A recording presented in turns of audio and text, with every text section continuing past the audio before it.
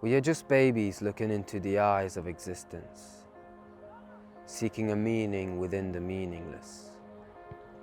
We are the order in the chaos and the chaos in the order, arrested in the shapes of the cosmos, engulfed by awe and wonder. We are the sunrise shine that beams life to wake, the courageous spontaneous leap into the lake. We are the source of inspiration for the poet, perfected the art of acting like we don't know it.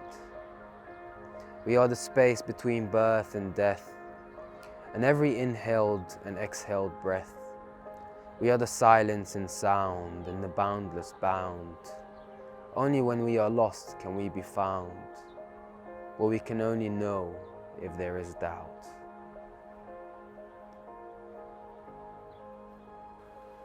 Very often when we observe life, or when we observe someone speak, and we try to listen to what they are saying,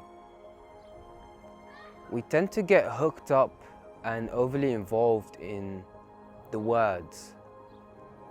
Maybe the words are fancy, maybe the words are appealing in some sense intellectually. Rather than looking at the source of what is being spoken. What is the source of the speech? What is the true source of the expression? And the source of every expression is in the silence between the words. And the source of every expression is in the momentary expressionlessness, if that's a word, or in the momentary lack of expression in the ultimate expression. So how do we prepare ourselves in such a way to be able to go straight to the source of the expression rather than be entangled in the expression itself? The way we do this is to obviously, as mentioned before, prepare ourselves in the way where we are still enough to tune into the silence between the words that are being spoken by someone else.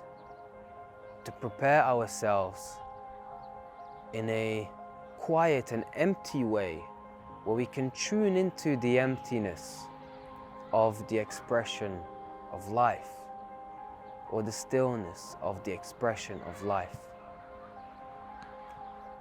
And one way we can find out we are somewhat closer to this, or somewhat closer to realizing this, is that in the midst of chaos that we may experience within ourselves, we can experience and observe the underlying silence, the underlying peace above all of the chaos.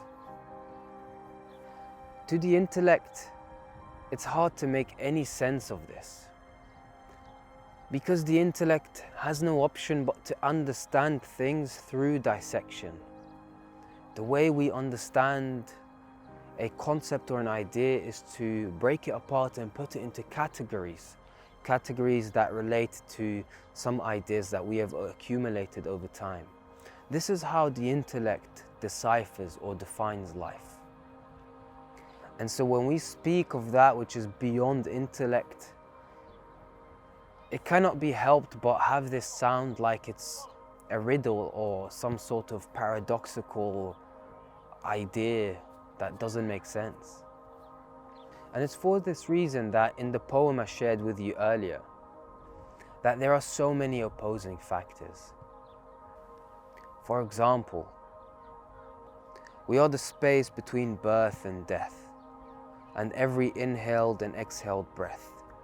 We are the silence in sound, and the boundless bound. Only when we are lost can we be found, where we can only know if there is doubt. What is with all these opposites? It doesn't make sense. But this is what I mean with getting to the source of the inspiration, the source of the expression.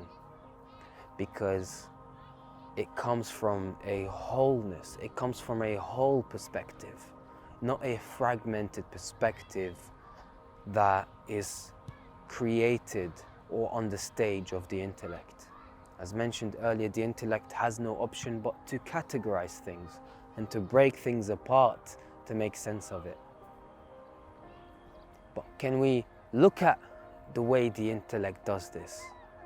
And can we then use that same point of observation to then observe what has been spoken in these poems, or what has been spoken to us in every moment of life through silence? Thank you for sticking around for this piece.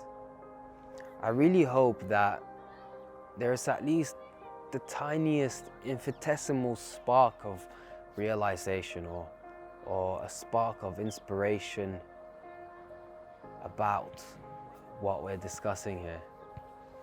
If you have any questions, make sure you ask them in the comments below. I also have an Instagram page where I share posts daily.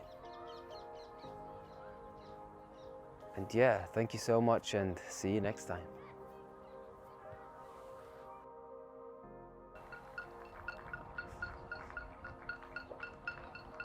You hear that banging and clapping in the background? It's 8 o'clock. It's for all of the NHS staff who have been on the front lines fighting COVID-19 and helping all of those who are near death, essentially. It's amazing how we can realize compassion. It's a beautiful thing.